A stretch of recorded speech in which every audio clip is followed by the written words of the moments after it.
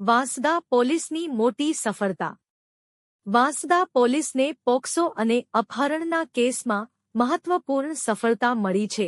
છેલ્લા 5 મહિનાથી ફરાર આરોપી નરેશ પવાર ઉંમર 21 વર્ષ, જે પરિણીત અને એક સંતાનનો પિતા છે, તેને માત્ર એક્સરેના ફોટોગ્રાફના આધારે મહારાષ્ટ્રના નાસિક જિલ્લામાંથી ઝડપી પાડવામાં આવ્યો છે. પોલીસે સોશિયલ મીડિયા પર મળેલા એક્સરે ફોટાનું ટેકનિકલ વિશ્લેષણ કરી ડાયગ્નોસ્ટિક સેન્ટર સુધી પહોંચીને આરોપીનું ચોક્કસ લોકેશન શોધી કાઢ્યું હતું. ત્યારબાદ પિંપળગાવ નજીક વસંત ગામના શેરડીના ખેતરમાં દરોડો પાડી આરોપીની ધરપકડ કરવામાં આવી હતી.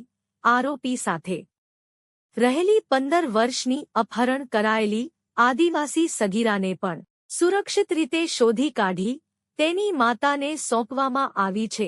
નવસારી જિલ્લા પોલીસ વડા રાહુલ પટેલના માર્ગદર્શન હેઠળ વાંસદા પોલીસની ટીમે આ સફળ ઓપરેશન પાર પાડી આરોપી સામે કાયદેસરની કાર્યવાહી હાથ ધરી છે. Bureau report Salman Sheikh.